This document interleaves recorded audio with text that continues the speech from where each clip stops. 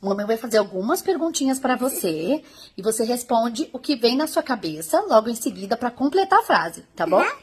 Então vamos lá. Enquanto você morar debaixo do meu teto, Eu vou morar junto com você. tá bom. Você está chorando? Então eu vou te dar motivos para. Chorar.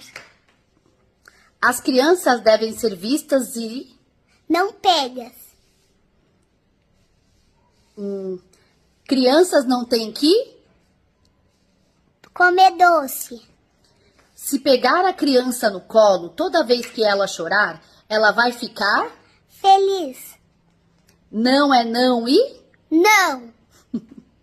Se a criança estiver fazendo birra e você pegar ela no colo, você vai deixar ela? Feliz. É isso! Parabéns!